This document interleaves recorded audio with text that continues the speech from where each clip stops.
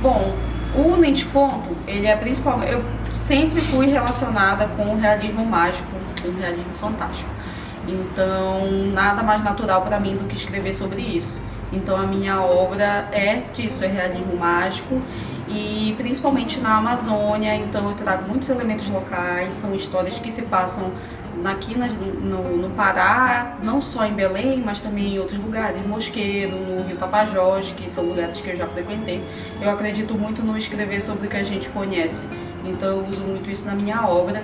E o Visagentas, ele já é uma proposta diferente, que veio da Renata, que foi uma sugestão da gente pegar algumas histórias clássicas de visagens do Pará e colocar do ponto de vista feminino. Então a gente pegou alguns clássicos como A Moça do Táxi, a Cauã, e colocamos esse viés aí feminino nos 10 contos que tem lá. A gente não... eu vou tentar me explicar, né? Porque é complexo mesmo, né? Essa questão da literatura amazônica, da amazônica. A gente não vê, por exemplo, uma literatura paulista, uma literatura carioca, né? Mas aí quando é daqui, é amazônica, né?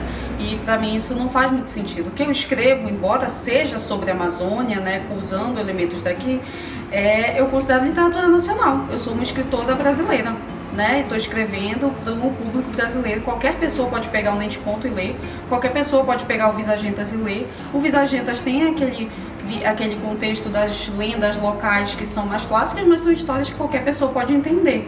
Então, o que eu considero é que eu sou uma escritora nacional, vivendo da Amazônia e escrevendo da Amazônia e também sobre a Amazônia. Mas nós temos também vários escritores que estão aqui e não estão escrevendo especificamente sobre a Amazônia, escrevem fantasia, escrevem drama, escrevem terror também, e não é especificamente sobre a Amazônia. Então, uma literatura amazônica seria o que fala daqui. Beleza, eu me enquadro, mas eu sou uma autora nacional, entendeu? Eu não me considero uma autora só amazônica. Eu acho que esse conceito fecha a gente, sabe? E colocam a gente muito nessa... do exótico, do típico, do local, do regional, literatura regional. Não concordo, eu acho que é internacional. Tá aí Monique Malchek, tá rompendo as barreiras, tá rompendo a bolha com a obra dela. O próprio Edir Augusto também, com a série da Netflix. Então eu acho que a gente tá chegando num patamar melhor para os escritores daqui. Não, eu continuo considerando como literatura nacional, né? Eles estão falando estão fazendo romance, fantasia, estão fazendo gêneros que são globais, né? Então, sei lá, se a gente lê um clássico, um Dom Quixote, a gente não fala que é literatura, eu nem sei de onde Dom Quixote é, tá? Perdão aí a ignorância literária, mas eu não falo que é uma literatura de tal lugar, entendeu? Embora exista, claro, vamos estudar os clássicos ingleses, os clássicos americanos, claro, mas aí no caso é de uma região grande, né? Os clássicos brasileiros, né? Então, se um autor escreve sobre outros, continua escrevendo seus gêneros, mas ele é um autor daqui, beleza, é um autor daqui, ótimo, ele vai escrever sobre o que ele quer, mas não é necessariamente uma caixa chamada literatura amazônica. A gente sempre vê muito isso, quando a gente lança um livro, e apoia literatura regional, apoia literatura paraense, e assim, por quê? Por que só aqui, ou então a literatura do Nordeste, a literatura nordestina, a literatura regional? Eu não gosto, nunca gostei desse tipo de conceito. E eu acho que cria umas barreiras, inclusive, para a gente tentar outras oportunidades, a gente mandar um livro nosso para uma editora de fora, eles já não... Assim, parece que eles leem já assim, com aquele olhar, não, isso é muito regional. Isso aí só funciona no Pará, e não é verdade, entendeu? Se tu leres o próprio livro da Monique, o Flor de Gume, ele não funciona só pra cá, embora ela cite a nossa região. Mas ele funciona para qualquer pessoa. E também como a gente vai conhecer outros lugares, outras culturas, outras formas de pensar, se a gente não lê outros autores, pessoas de outros lugares. Mesmo uma pessoa que não está escrevendo sobre a Amazônia, mas ele é daqui, ele vai ter um jeito diferente de escrever. Ele vai ter o nosso jeito, ele vai ter uma gíria que é daqui, ele vai ter um costume que ele vai dizer, lá na casa do meu avô, no livro, né? Na casa do meu avô a gente fazia tal coisa. E aí uma pessoa que está lendo lá no sul vai ver, olha lá é assim. Então é assim que a gente vai conhecendo, a gente vai fazendo um intercâmbio cultural entre regiões, entendeu? Eu acho que é necessário a gente se ler, e se ler todo mundo. Não ler só o cara do sul, ler só do sul. O cara do norte só lê do norte. Não, tem que ter essa troca, tem que ter esse aprendizado mútuo. Eu tenho uma única obra lançada até o momento, lancei no ano passado, em 2024, graças ao edital de publicação da Fundação Cultural do Pará de 2023, que é um livro de contos que se chama Onde se Chora Três Vezes. Né? São 10 contos que se passam em breves, contam histórias de pessoas que vivem lá, moram lá e tentam, de certo modo, se reconciliar com a cidade. Seja tentando entender o seu local ali, tentando ficar no local ou tentando fugir de lá. Só que aí eu coloco sempre um elemento fantástico ali para mostrar como a situação entre as histórias que acontecem ali, elas são um questionamento sobre a própria noção de realidade. Então sempre vai acompanhar um estranhamento, que o leitor vai olhar assim e falar, será que isso aconteceu de verdade ou não? Então, basicamente nesse sentido. E elas são muito relacionadas a um teor mais dramático. Né? Tipo, elas versam por alguns temas como um pouquinho de terror, um pouquinho sobre a questão de arrependimento, mas elas sempre focam em relações pessoais e os dramas que essas pessoas têm no cotidiano. Breves, na Ilha do Marajó, né? Foi uma cidade onde eu morei por 18 anos, eu comecei a morar em Belém em 2009, então ela é uma cidade que ela é impregnada na minha mente, na minha vivência, então ela tinha que ser esse cenário.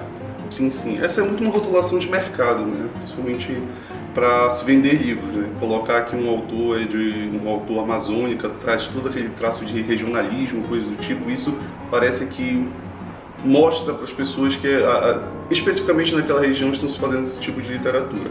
Particularmente eu prefiro pensar na literatura mais como deslocada do espaço. Assim.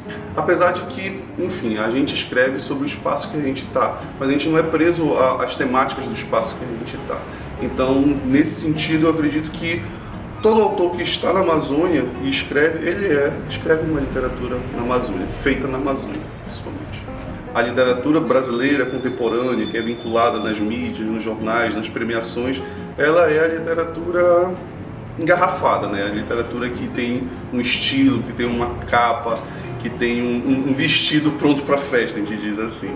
Então, é a literatura feita no Sul, Sudeste, são feitas por grandes editoras, né? Elas publicam essas obras e elas são colocadas, tanto se você olhar na ficha catalográfica deles, lá, a literatura brasileira.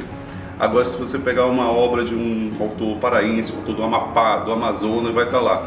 Literatura amazônica, literatura regional, literatura paraense, literatura amazônica. Tipo, obviamente, elas são literatura desses espaços, mas parece que sempre está vinculado a um nicho, como se tivesse uma exotização sobre se fazer literatura nessas regiões, né? Até para ser vendido para fora também, para fazer sucesso fora. A questão sobre a selvageria dos centros urbanos na floresta amazônica, toda a violência parece que ela vende para fora e principalmente nas situações sociais e econômicas que existem nessas regiões e os problemas que existem nela. Parece que vende. Então a literatura regional parece que está fechada nesse tipo de entendimento, como se a gente não pudesse fazer outras histórias, né? Sempre vinculados a obras que sejam tratando sobre questões muito específicas, né? Às vezes histórias que falam sobre folclore, sobre mitos e coisas do tipo, e fazem um teor de certa fantasia sobre essas questões. Mas, por exemplo, para os povos nativos, os povos indígenas, essas questões das crendices, elas não são fantasia, elas são realismo para eles. Então, é uma questão muito complexa de se lidar com esses tipos de rotulação.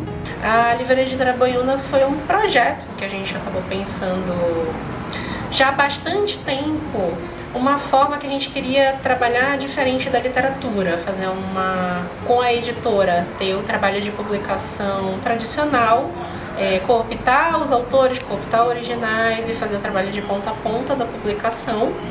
E com a livraria, a gente também queria ter uma proposta diferente com os próprios autores daqui, os paraenses, de ter um maior destaque, né? Ter um espaço para a literatura paraense, ter um espaço para a literatura paraense, para a exibição dos livros, e também um espaço para os autores estarem aqui sempre, se sentirem confortáveis a visitar, a fazer uma sessão de autógrafo, se eles quiserem, a conversar com os fãs, com os leitores.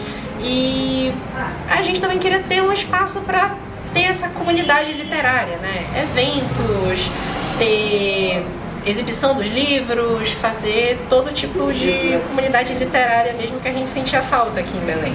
Isso, a gente quer fazer a publicação tradicional e cooptar principalmente os autores daqui, né? A gente tem a nossa primeira publicação, que é Os Benefícios da Amizade, que é da Bruna Guerreiro, que é uma autora de romance, que já tem várias publicações.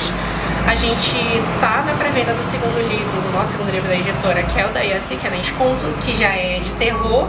Então a ideia é cooptar esses autores para eles trabalharem com a gente e a gente conseguir dar esse espaço para eles ao mesmo tempo, ser uma relação de ganha-ganha. A gente conseguir trabalhar com a obra original deles e eles ganharem esse espaço. A gente está tentando desbravar. É um pouco aquilo que a gente estava conversando com o Thiago sobre as oportunidades que os autores daqui têm, né?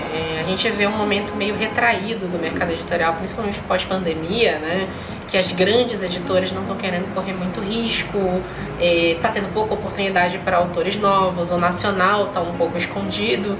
Então a gente enxergou uma oportunidade nisso, no sentido de que a gente sabe que tem muita gente boa aqui no Pará, aqui no norte, na Amazônia, de uma forma geral. Tá faltando espaço para essas pessoas. E a gente queria, na medida do possível, ver o que a gente consegue desbravar de espaço pra gente mesmo, como editora, como uma editora independente, como livraria, o que a gente consegue fazer de venda, e desbravar esse espaço para esses autores, pra gente tentar projetar eles e pra obra deles chegar em cada vez mais gente.